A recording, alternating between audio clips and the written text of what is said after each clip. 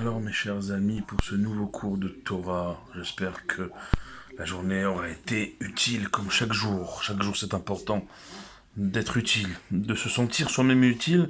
Ça donne une fierté à nos actions et du sens à ce que nous faisons. Le sens, c'est le maître mot de cette semaine, Paracha Pekoudé, où on l'a dit, chaque petit matériau, si petit soit-il, qui compose la demeure de Dieu ici-bas, le Mishkan, le sanctuaire portatif du désert jusqu'en terre d'Israël, avant l'édification du Beth Amikdash à Yerushalayim, eh bien chaque petit matériau y est consigné, précieusement et soigneusement détaillé, mentionné dans une paracha entièrement dédiée, et les Pekoudé à Mishkan, voici les contes du Mishkan qui sont exposés à tout le peuple, et pour leur montrer, leur faire comprendre, leur faire passer ce message très très important que si déjà Kadosh Baruch Hu il donne de l'importance au plus petit des matériaux qui a construit sa maison, combien il donne de l'importance à chaque juif, à chaque juive, combien même celui qui se sent moins important que d'autres, il l'est tout autant aux yeux de Dieu, et même parfois plus. Vous savez, il y a des histoires vraies. Toutes les histoires sont vraies. Quand il s'agit de Torah et notre tzadikim, toutes les histoires sont vraies, bien sûr. Et plusieurs histoires que j'ai sûrement dû déjà vous raconter à plusieurs reprises, celle du Baal Shem Tov qui a été relégué, lui et tous ses chassidim, toute sa génération, un Kippour loin du trône céleste, à tel point que le prophète Eliyahu Hanavi n'est pas venu le voir comme chaque année. Et il a été relégué par qui? Par un juif des plus simples, au fond de sa synagogue dans l'obscurité, sans kippa, sans tzitzit, sans tfilin, sans livre, sans rien du tout. Vous savez comment cette personne-là, elle dit au Baal Shem Tov, j'ai perdu mon papa dans mes bras à 5 ou 6 ans, et la seule chose qu'il a eu le temps de m'apprendre avant de fermer les yeux dans mes bras, c'est Aleph, Bet, Gimel, l'alphabet hébreu. Et depuis ce jour, toute ma vie, je vous vois, vous et vos chassidim, 3 fois par jour, en train de faire des prières, en sachant lire correctement, avec une ferveur, une joie, un enthousiasme, une concentration extrême. Et moi, ce que je fais depuis toutes ces années, je récite l'alphabet que mon père m'a appris, et de toutes mes tripes, de tout mon être, de tout ce que je suis, de toutes mes larmes, de tout mon cœur, je dis à Kadosh Baruch Hu, mets ces lettres à l'endroit, dans le bon ordre, et fais comme si j'avais prié 3 fois, 3 fois par jour, les 3 prières quotidiennes du Baal Shem Tov et de ses chassidim. Là, le Baal Shem Tov, il tombe par terre, il dit, moi, je pensais que ça se mesurait à la longueur de la barbe. Certains machos disent ça se mesure à autre chose. Mais même dans la religion, on pense souvent que c'est à la longueur de la barbe du rabbin que... Alors, Baal Shem Tov, l'un des plus grands parmi les plus grands, le fondateur de toutes les chassidoutes, il a appris une leçon incroyable ce jour-là. Il dit le Baal Shem Tov sur lui-même, Tipesh Ani, je suis un imbécile. On parle du Baal Shem Tov, on parle pas d'un rigolo, on parle pas d'Avner Azoulay, on parle du Baal Shem Tov.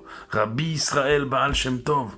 Il dit, je suis un imbécile, moi je pensais que ça se mesurait à la longueur de la barbe, ou alors un chapeau, une apparence extérieure de religieux. Finalement, Toho Kebaro, c'est l'intérieur finalement le plus important, en citant les Pirkei Avot et Zoït Fila. Qu'est-ce que c'est une prière? Avoda Shebalev, c'est d'abord et avant tout un service, un travail du cœur. Et quand le Baal Shem Tov, il voit ce juif avec les quelques lettres d'alphabet que son père a pu lui apprendre petit avant de le quitter, les réciter avec une telle ferveur, tout son être dirigé vers ces lettres, ces quelques lettres, et avec toutes ses larmes, toutes ses tripes, il demande à Kadosh Baruch Hu de les mettre dans le bon ordre, de faire comme s'il avait prié la prière du Baal Shem Tov et de ses chassidim. Là, le Baal Shem Tov, il a complètement changé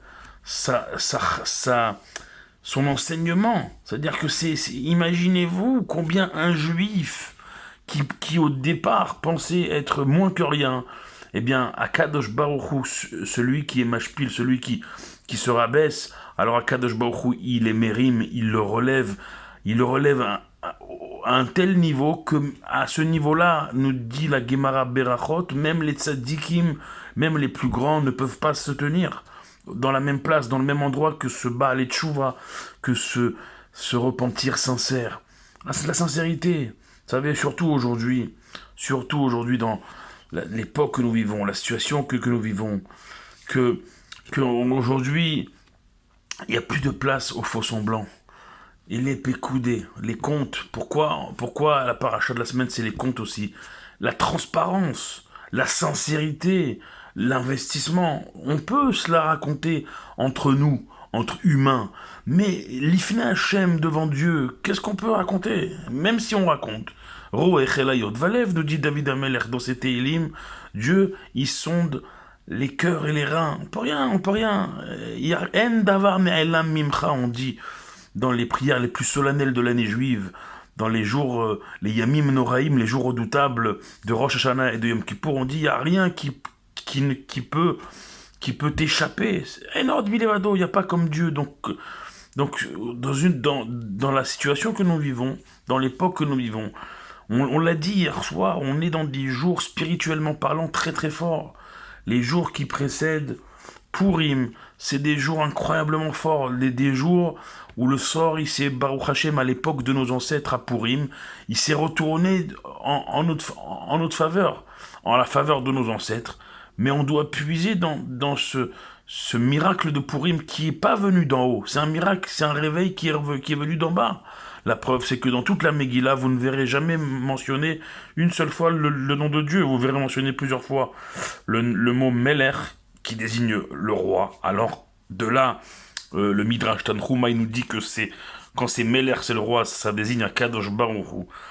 Mais ça a été d'abord et avant tout un réveil d'en bas, et c'est pour ça que la Géoula, la délivrance de Purim, qui est partie d'en bas, qui est partie d'une prise de conscience d'en bas, d'un réveil d'en bas du peuple, et notamment en première ligne des enfants, combien l'éducation juive est importante, le rabbi, il le martèle à plusieurs reprises, eh bien, ce réveil d'en bas en fait une Géoula, une délivrance si particulière, au point que on nous dit que même quand Mashiach viendra, si Dieu veut, maintenant, eh bien, la seule fête juive qui ne disparaîtra pas, qui restera ad vitam aeternam, c'est la fête de Purim, parce que Kimu Mashekiblu, c'est une délivrance qui est venue d'en bas, qui est venue de nous.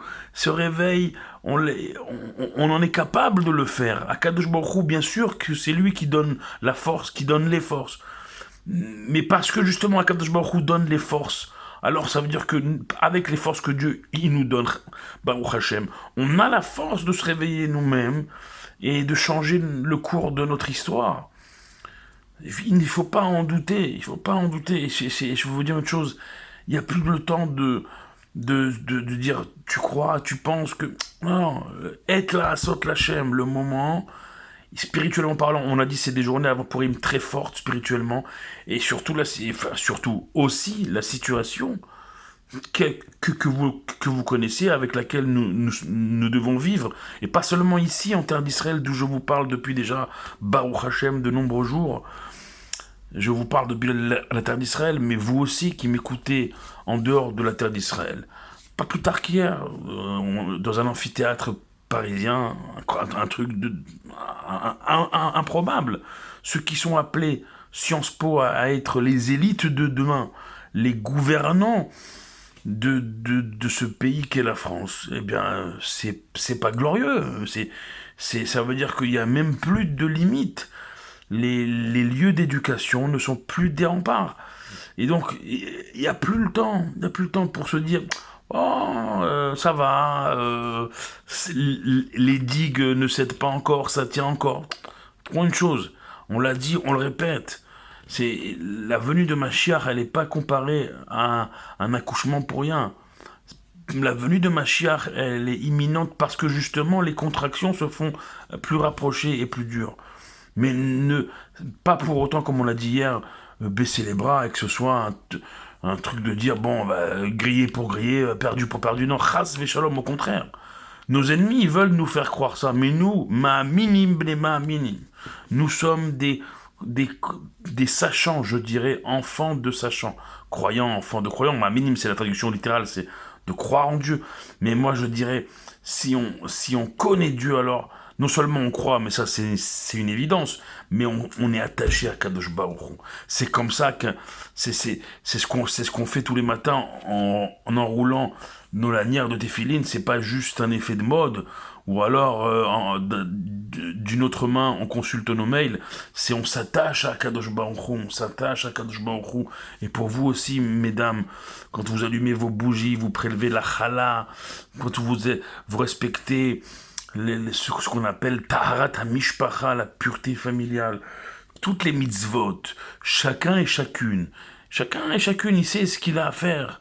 Il sait ce qu'il a à faire. C'est-à-dire que maintenant, ce qu'il faut peut-être sublimer par rapport à avant, c'est le contenu, c'est l'investissement, c'est la sincérité, c'est le sens qu'on met et la vitalité renouvelée à chacune de nos mitzvot que nous accomplissons et que nous rajoutons.